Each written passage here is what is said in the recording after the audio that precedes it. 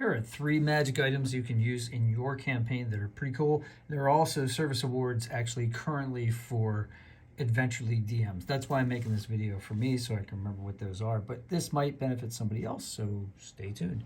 If you are a DM or even a player and you want these for your character, one of the awards that's really cool, it's called Rogue's Mantle. Okay, this is from the Book of Many Things. This dark hooded mantle of thick cloth is infused with secretive and deceptive magic. Yeah. While wearing it, you gain the following benefits. Dark vision. You gain dark vision if you don't already have it, up to 60 feet. If you do have it, it extends your dark vision by 60 feet. So let's say you are a tiefling. You already have dark vision. Now you have dark vision up to 120 feet because you normally had it until 60 feet. If you're a half elf and you have it to 30 feet, now you have it to 90 feet. All right, the other benefit, move in shadows. While you are in dim light or darkness, you can use a bonus action to teleport.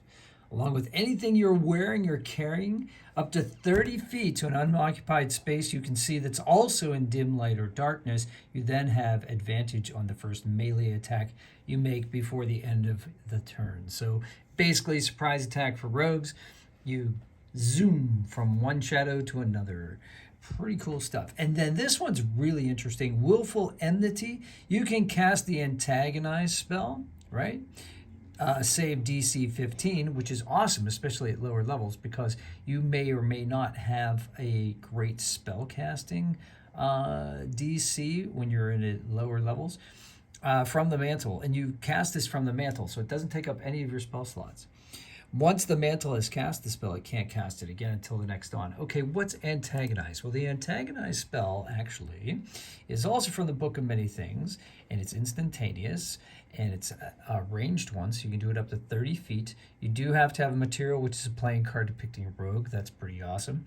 You whisper magical words that antagonize one creature of your choice within range. The target must make a wisdom saving throw. On a failed save, the target takes 4d4 psychic damage and must immediately use its reaction to make a melee attack against another creature of your choice that you can see. So that's what's really awesome. The damage is cool, but like what's really cool about it is you can make somebody attack their ally, which is really neat. If the target can't make this attack, for example, because there is no one within reach or because its reaction is unavailable, the target instead has disadvantage on its next attack roll and before the start of your turn. So on a successful save, the target takes half as much damage only.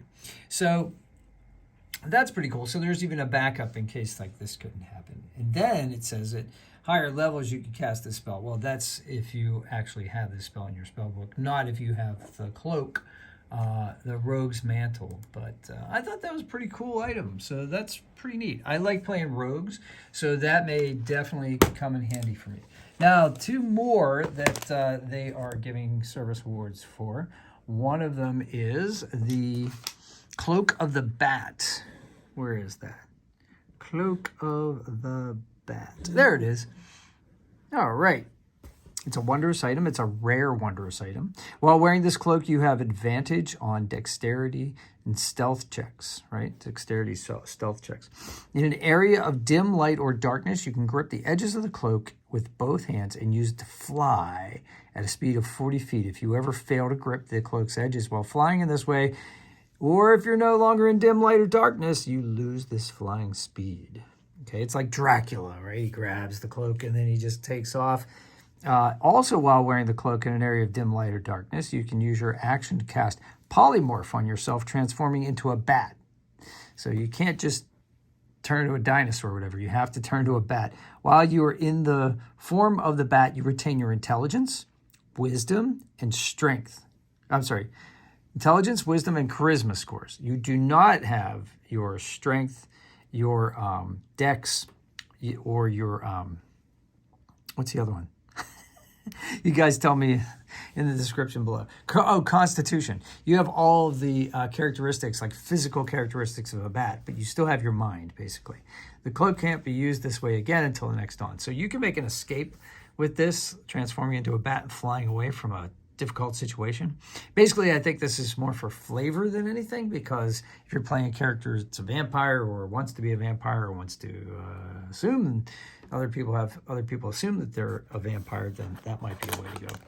All right, and the third service award that I'm going to give you is a magic item right now is the Ring of Feather Falling, and it is exactly what it says. While you fall wearing this ring, you descend 60 feet per round and take no falling damage.